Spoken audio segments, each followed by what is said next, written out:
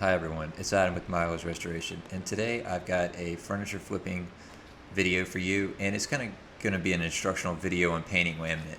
So, laminate's notably a difficult material, but it's kind of like a furniture flipping cheat code because a lot of this, laminate furniture goes for really cheap in comparison to the more desirable pieces, and you can still turn it into something that's, really pretty and people would definitely want to buy or you'd want to have in your own house. So if that's something that you're interested in, just stay tuned and we'll go through the process.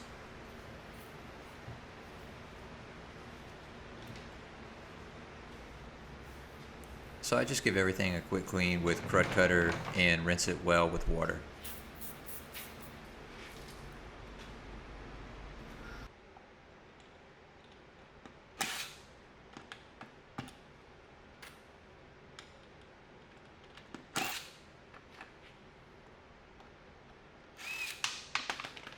So this is just some of the quick wood putty. I'm just mixing it up with my hands and filling in the hardware holes. I'm going to drill new holes for some new hardware that I got.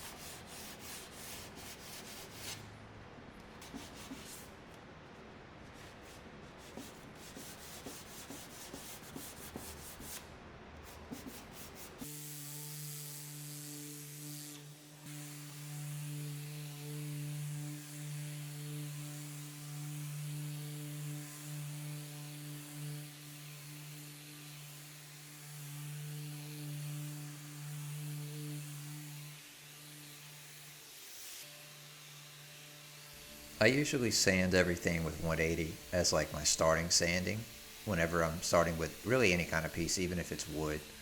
Um, I just feel like that gives a good kind of grip to the primer, and I'll just hand sand all the areas with like either a surf prep pad or a sanding pad that's just taken off of the sander.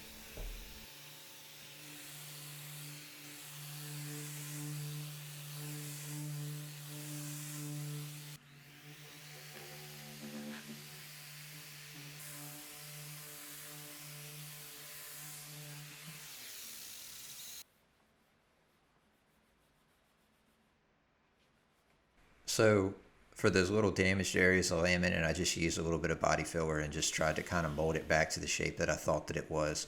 And I just did as best as I could. You're never going to get it really perfect, but you can get it pretty close.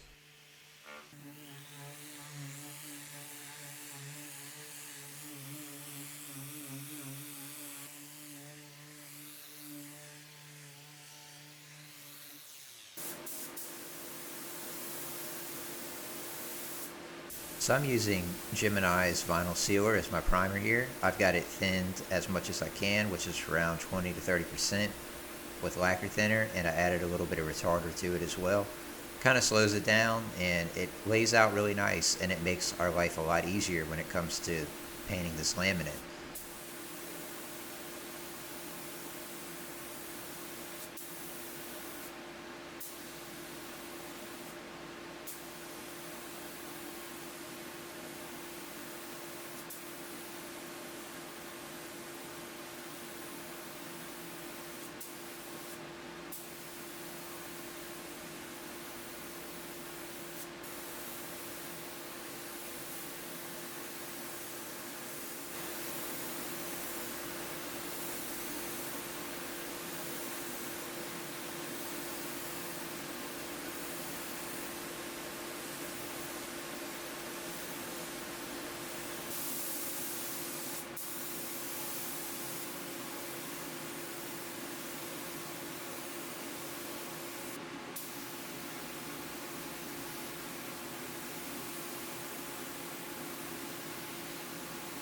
So one thing that I just wanted to throw in here is that as I'm spraying, you'll see those little kind of spots where that raw MDF is just peeking through the primer.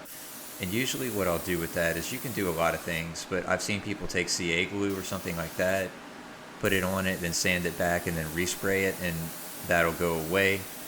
Or what I usually do is I'll mix a little bit of some kind of automotive product like a glazing putty or something like that in there, and then I'll sand it back and reprime it. But usually it can really be kind of a pain to get rid of sometimes. Sometimes it just doesn't want to bury inside the primer. But there's a lot of methods to seal it. You can use shellac, automotive products like glazing putty, Bondo, really anything, honestly, will work.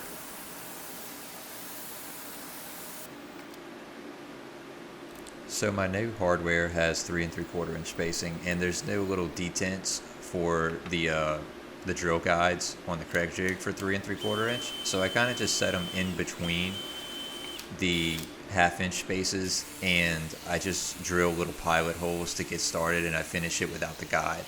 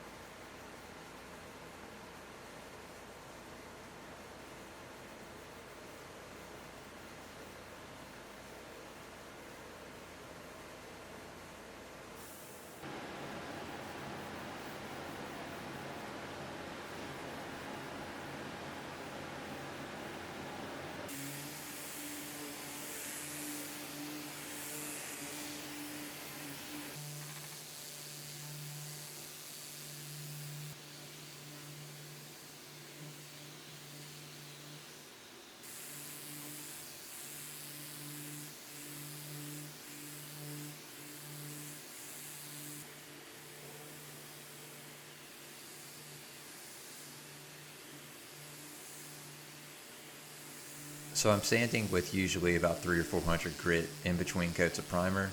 I just sand out the orange peel and just kind of run my hand over it, make sure everything is really smooth and really flat, and there's no little pinholes or anything like that. I'll use like an inspection light sometimes to get a better view of it. And then I'll sand the edges with like a very fine pad from Surf Prep or like a 600 grit, because you don't want to burn through the primer on the corners.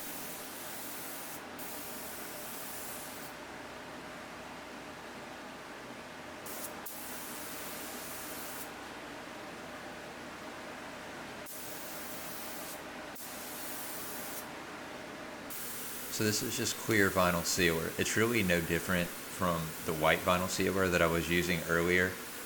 I just have it, and so I'm using it. There's really no rhyme or reason to why I would put clear vinyl sealer over white. It's just that I have the product, so I need to get rid of it, and it's just as good, so that's why I use it.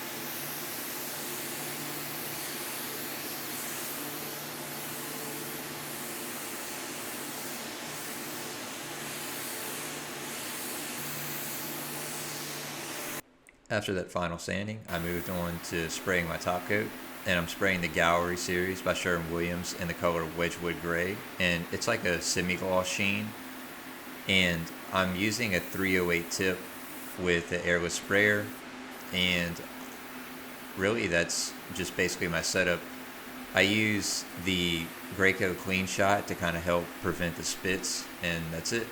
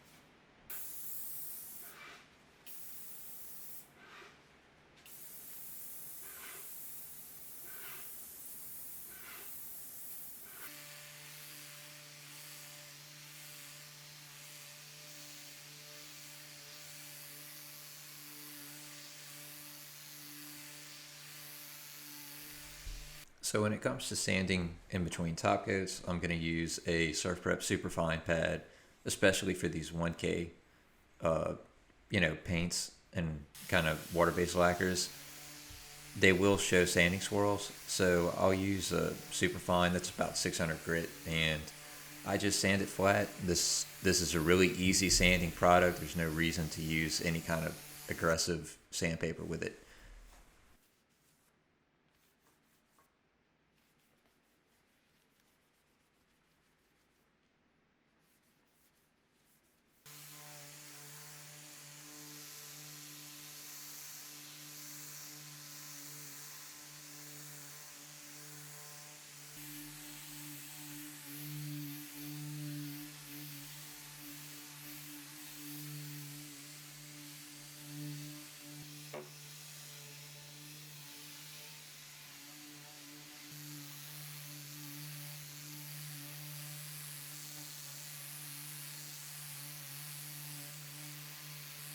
So if you're sanding, using a inspection light or just any kind of light can really help you see the areas that you think you might have got, but you're actually missing. So I like to do that in between final coats.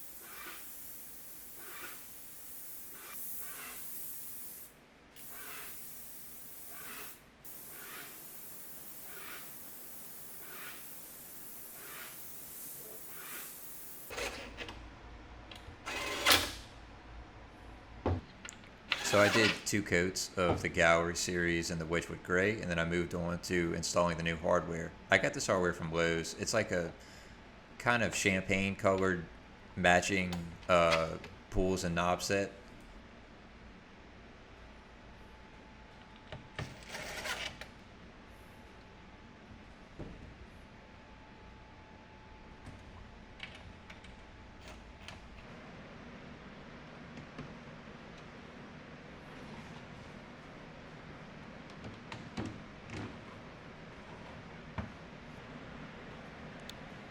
So here's the finished nightstand set, and they came out really pretty. I listed them on Facebook, and we'll see how long it takes to sell them. So if this kind of content interests you, please subscribe.